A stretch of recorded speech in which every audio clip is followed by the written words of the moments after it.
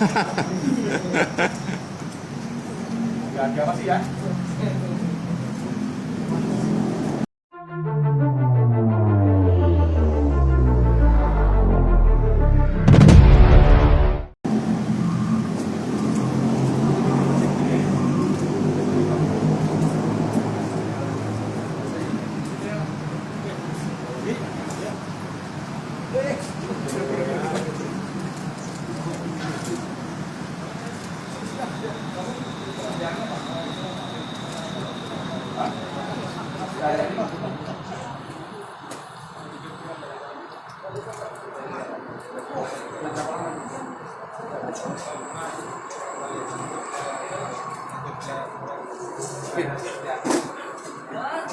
Dah, oke.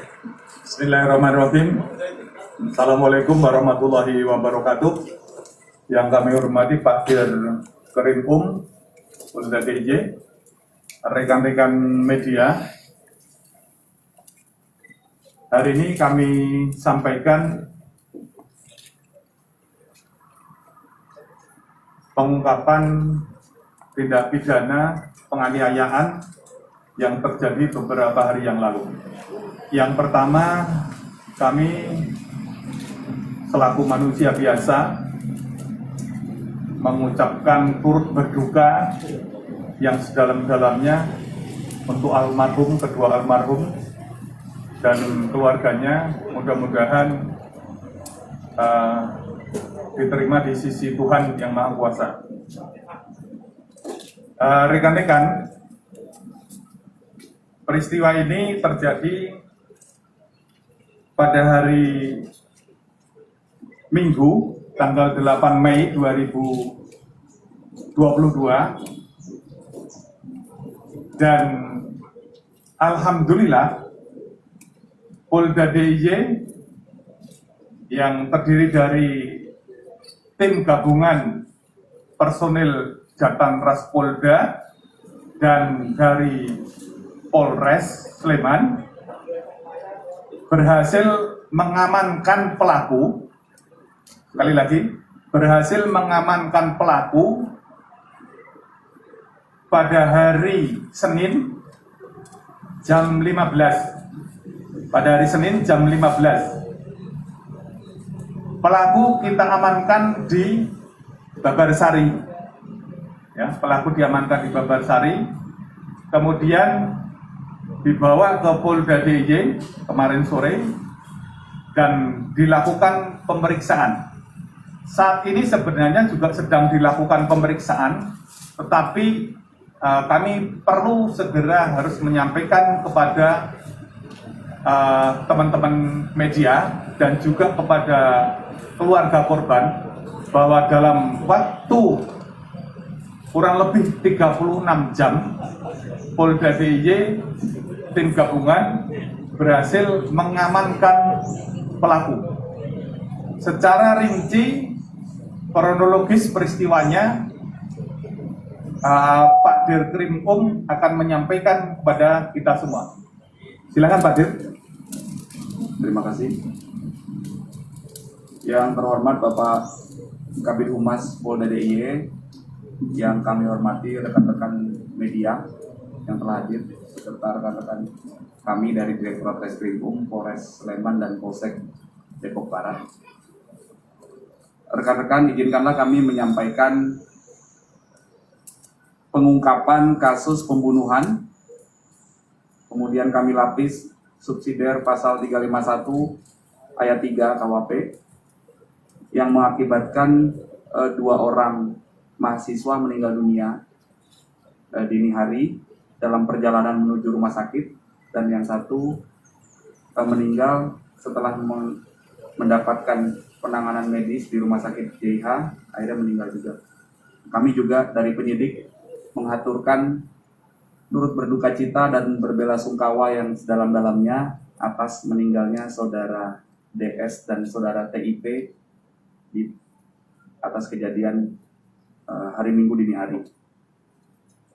Kronologis kejadian pembunuhan subsidiar penganiayaan berat ini adalah saat kedua korban beserta 4 rekan lainnya, jadi total 6 orang, menggunakan 3 kendaraan roda 2 dari arah barat, bertemu dengan sekira 2-5 orang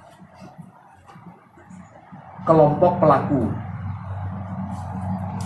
di perempatan Selokan Mataram jam 00:30 WIB hari Minggu tanggal 8 Mei 2022. Ketemu kelompok korban dari barat, kemudian kelompok pelaku dari selatan. Di perempatan Selokan Mataram ini terjadi perselisihan karena kedua kelompok tidak saling mengalah untuk memberi jalan. Kelompok korban ingin jalan ke arah timur, kelompok pelaku ingin jalan ke arah utara. Terjadi cekcok, saling memaki, saling tuduh, saling pisu, ya, sehingga akhirnya ini sempat lewat ke arah timur perempatan. Kelompok pelaku jalan sedikit ke utara, namun masih terjadi cekcok, sehingga kelompok pelaku menantang kelompok korban, ayo kalau berani kamu ke sini. Datanglah dia ke TKP dari arah timur. Lanjut terjadi percekcokan.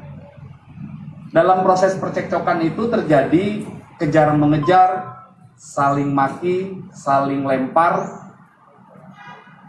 yang akhirnya 2 korban, saudara DS dan saudara TIP, ditusuk oleh pelaku YF dengan menggunakan pisau yang sudah kami tunjukkan tadi, sehingga saudara DS mengalami 4 luka di punggung dan di dada kirinya, yang akhirnya menyebabkan saudara DS meninggal. Kemudian saudara TIP mengalami 3 luka di dada dan di pinggulnya. Ini juga yang kekerasan tajam inilah yang menyebabkan kedua korban ini meninggal dunia. Selanjutnya kami melakukan olah TKP. Kami memimpin langsung olah TKP pada hari Minggu pagi sekira jam 9, yang sebelumnya sudah dilakukan olah TKP oleh penyidik gabungan Polsek Depok Barat, Polres Sleman, dan juga Subdit Jatanras Direktorat Reskrim Polda DIY. Kemudian kami melakukan pembagian tugas, melakukan analisis di TKP, melakukan pemeriksaan saksi-saksi, melakukan analisis CCTV yang ada di TKP. Akhirnya kami mendapatkan titik terang. Tidak lama dari kejadian, kira-kira jam 11 siang hari Minggu, kami mendapatkan titik terang bahwa pelaku adalah saudara YF. Kemudian kami lakukan pengejaran, dan akhirnya tidak lebih dari 36 jam kami berhasil mengamankan pelaku YF beserta barang buktinya, sehingga akhirnya dibawa ke Polda untuk kami proses. Terhadap pelaku YF kami jerat pasal berlapis. Yang pertama pasal tentang pembunuhan sebagaimana diatur di pasal 338 KUHP dengan ancaman pidana maksimal 15 tahun. Kemudian kami lapis yaitu subsidiar pasal 351 ayat 3 tentang penganiayaan yang menyebabkan korban meninggal dunia dengan ancaman pidana maksimal 7 tahun.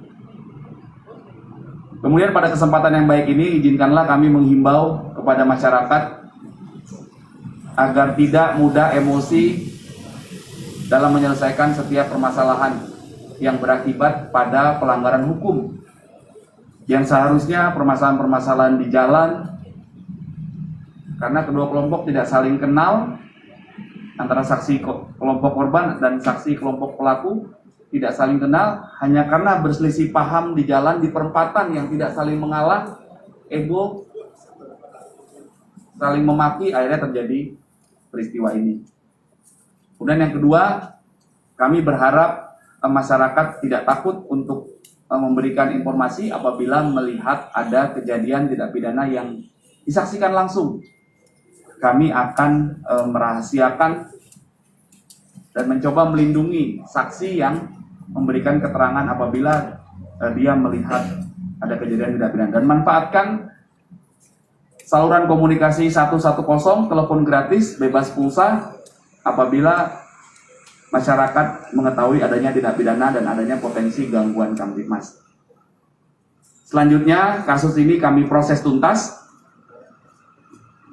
dan kami sidik agar tersangka dapat mempertanggungjawabkan perbuatannya. Demikian Pak Kabid Humas, terima kasih.